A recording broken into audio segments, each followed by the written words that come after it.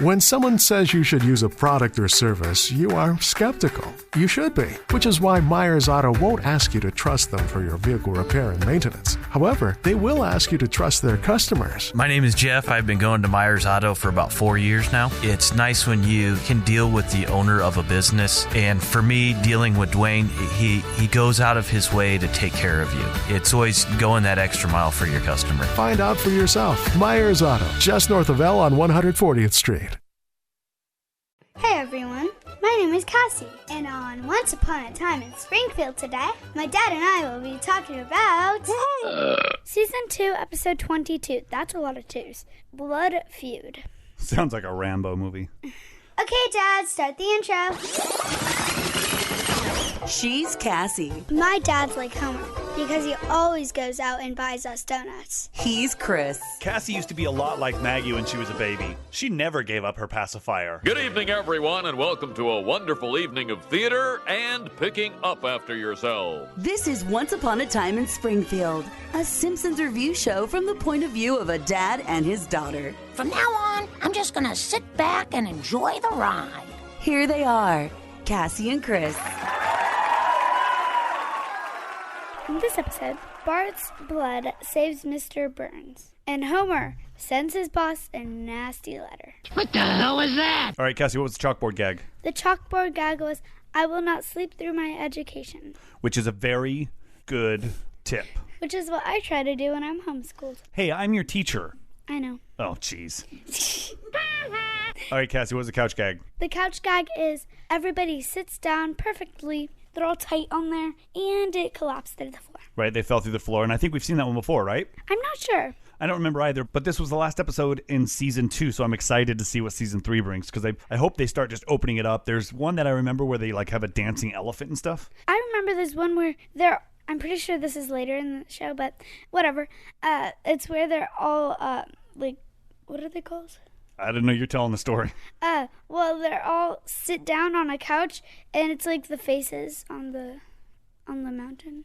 Oh, like Mount Rushmore. Yes. Yeah, okay, yeah, I remember that one. And then it just shows that. Yeah, well, the good thing is I think episode 2 or 3 is the Treehouse of Horror in Season 3, so we'll get to that in like 2-3 weeks. Yeah. Yeah. You're all nuts. All right, so in the beginning it opens up with the mayor dedicating an electric sign to Mr. Burns. And, of course, Homer has to joke around about many things. Yeah, they were pretty good jokes, though. Yeah. Joke's on them. If the core explodes, there won't be any power to light that sign. Where was Mr. Burns at? He was supposed to be there. Where'd he go? What happened? He was on the floor, and, a glass is broken next to him. Yeah. And a cat was sitting there, and there was a cat died. And There was. And he's just like, "You can get up. You can get up." Yeah, he had a heart attack or something, and then Smithers runs and finds him in his pajamas on the floor in his room, and he goes, And it's a "Mr. nightgown. Burns." Nightgown. Really? Burns has a nightgown? Okay, Yes. I'll take it. So then they call the ambulance, they grab Mr. Burns, and they take him to the hospital, and Smithers is trying to give him blood, but he can't. Because he doesn't have that rare type of blood. As I put that in quotation marks. Yeah, it was like O negative or something. It's not even real.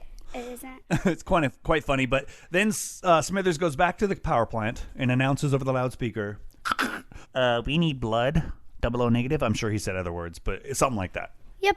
And of course, Homer has to come home and says, "What type of blood am I?"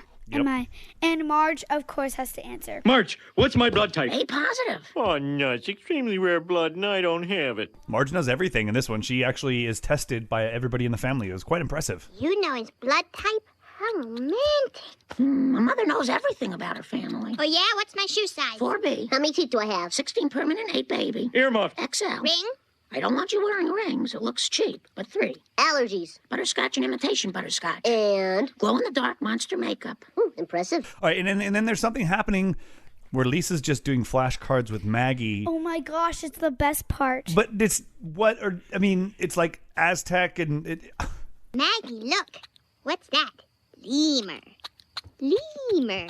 Zebu. Yeah, I don't know what she was talking about. Anyway, that was weird. That happens out through the whole show. This is where Marge figures out that Bart has the blood that could help Mr. Burns. Yes. And of course. Old man Burns is going to kick off if he doesn't get some double-O negative blood, but nobody at the plant has it. Bart does?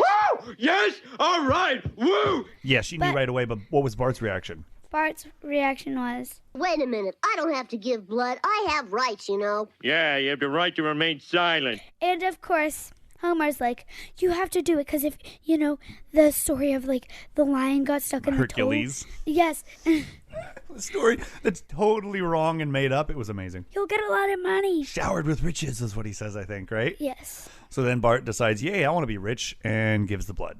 And of course, this is the way they did it. So they got the blood bag, and they tossed it over to the next person. Then they tossed it through the door while it's open. Yep. And it's closing. And then they tossed it over there. And then they tossed it to the person in the elevator, and they're like, waiting there.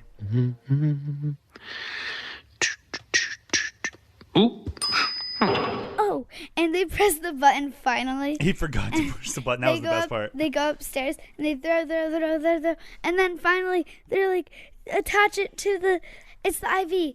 Yep. You got it. You're getting there. You're still going. And then they said, any last words, Bert? And Burns pops up, and he's perfectly fine, and he goes out and plays, like, racquetball with a hoop. He's like a Tron game and anything. Anyway, he's doing great. And he's playing it against Bumblebee Man. Yeah. Yeah. Ay caramba! And he won. And as a thank you, Burns sends them a thank you letter. And of course he has to... With nothing in it. Homer opens it. No check. No money. He was really mad. So he sends a letter. Well, no. He wrote a letter. He was going to send it, but Marge talked him out of it. And then the next morning... What happened? Actually, I want to tell you the dream because that is so funny. The dream is This is Homer, right? Yes. Yeah. Homer's dreaming that he's strangling Burns, and then it turned into squeezing syrup onto pancakes, yeah. And then had a fork in his hand and got some pancakes in his mouth, and he woke up eating a pillow. That is a lot like my dream. It's a great dream. All right, so then he wakes up eating a pillow. He's happy he didn't send it, and then they find out that... Oh, what? Bart sent it. Dun, dun, dun. No, Dad. You did that wrong. Dun, dun, dun. Remember? I do now. All right, let's jump to the middle. It's where Bart and Homer are trying to fish the envelope out of the mailbox, which is probably happening right now to a lot of ballot boxes. Never mind, you won't understand that. We don't have those. They're sitting there and they're fighting. They're trying to get into the mailbox, and the mailman shows up, or shall I say mail lady. Yes, Daddy. And Homer's line there was like the funniest. What's he say? He goes, "There's no reason I should run because you're a mail lady and you know my name and my address." And she goes, "I sure do." And then he goes, "I'm going to run anyway." And then Bart's like, "Really?" But the thing before that was so funny. He said, What? What'd I miss? So he said, when the mailman comes, say mailman. And he says, mailman. And Homer says, funny. And then Bart says it again, mailman. And he turns around and he's like, you're lying. And then he sees, oh no. Uh-oh. And then he ran. Yes. Okay. After he said that statement That's right. that you said. So then Homer, he sneaks into Burns' office, still trying to get the letter. Burns finds the letter while he's in there, and he reads it. After he pulls up with a knife. It was a letter opener. Yeah, I have we one have a that's a lightsaber one. But Burns reads a letter, gets mad, and kicks him out, right? Yep. And he says, "I'm going to crush him like an ant." And then he said, that's too easy. You know what? I'm going to do that. He's like, I don't want to worry about it. I'm just going to crush him like an ant. Yeah. Me fail English? That's impossible. Okay, so in the ending, we are, Burns is complaining to Smithers about Homer and how he wants to get him beat up. And Homer's hiding. Where is he hiding? At his house. And he's crying a lot. No, he's hiding behind the couch, trying not to cry. Yeah, between there and Moe's, he's hiding. So then Burns gets Smithers to go put a hit out on Homer, where he wants to get him beat up. This part is so funny. And then he couldn't do it, right? No. Sir, there was no beating. What? Well, that's a hell of a thing. Why? Because I called it off. Judas! I'm sorry, sir, but I just couldn't hurt Homer Simpson. He saved your life. Right, but all in the meantime, Homer's sitting at Moe's now, drinking a beer, complaining about how Burns is going to kill him, and Bart calls up Moe's and does one of his jokes, which was great, because we haven't seen that in a while. Yeah, with Lisa. Moe's Tavern, where the elite meet to drink. Yeah, hello. Is Mike there? Last name, Roch. Hold on, I'll check. My crotch! My crotch! Hey, has anybody seen my crotch lately? All right, so then Burns is like, oh my God, maybe I should buy him something because Smithers is crying over this. So then they go out and they buy what? A $32,000 Indian head sculpture. Eureka! We found it! But sir, it's $32,000. Don't you dare sully this moment with your price taggery. It's perfect. That was very specific. Well, I know. That's what he bought. He bought a very, very specific thing. But it's like in a giant crate, and it's the size of our living room. And that's where they put it, in their living room. They sit there and just stare at it. Marge, what does it do? Doesn't do anything. Marge, really, what does it do? Whatever it does, it's doing it now. Then what do they say? They're sitting there like, well, maybe the silver lining is, and they're like, no silver lining in this thing. Then I guess the moral is the squeaky wheel gets the grease. Perhaps there is no moral to this story. Exactly. All right, Cassie, what was your favorite part of the show? My favorite part of the show is when they got the crate. We had the Indian head in it. Yeah. Yeah. Burns gave a crowbar to Bart, and he's like, oh, cool, a crowbar. Like that was the prize, right? And Lisa said, to open the crate, stupid. Wow, a crowbar. It's to open the crate, stupid. That's something I would say. Yeah. Mine was the dreaming sequence with Homer, where he's sitting there and he's choking the pillow and it's Burns, and then it goes over to like the perfect dream with him having syrup on pancakes, and he can't even concentrate in a dream. I like stories. All right, characters introduced. There's a lot of second string characters. But Cassie, who was your favorite character? My favorite character had to be Lisa. Me too. My specific favorite thing about Lisa was when they went outside to open the letter that they got from Burns the first time. Homer's like telling everybody what to do, and he goes, Lisa, do something. Oh, and she turns the water on. And the sprinkler just turned on.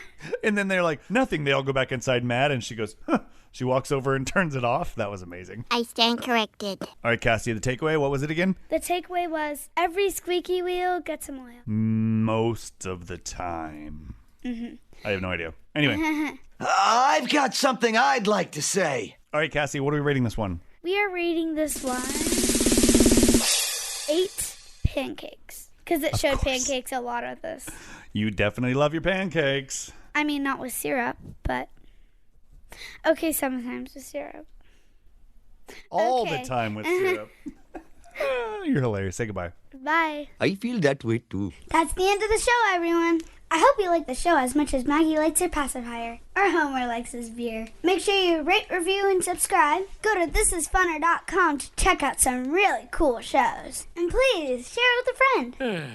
Everything really wrapped up nicely. Thank you all for listening to Once Upon a Time in Springfield. Please go to thisisfunner.com for more podcasts and online content.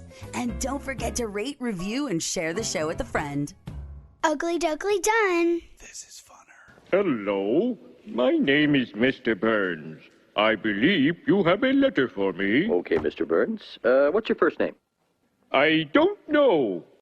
As the chief buffet officer here at Pizza Ranch, I get all kinds of questions from guests. Here's one from Emma. So, what's your favorite number? That's easy, Emma. My favorite number is 14,839,552. With Buffet Your Way, you can order any pizza you want, and we'll bake it and make sure you get the first slice. And with all our crusts, sauces, and toppings, we can make you 14,839,552 different pizzas. Just not, all at the same time. Pizza Ranch, everyone's favorite buffet.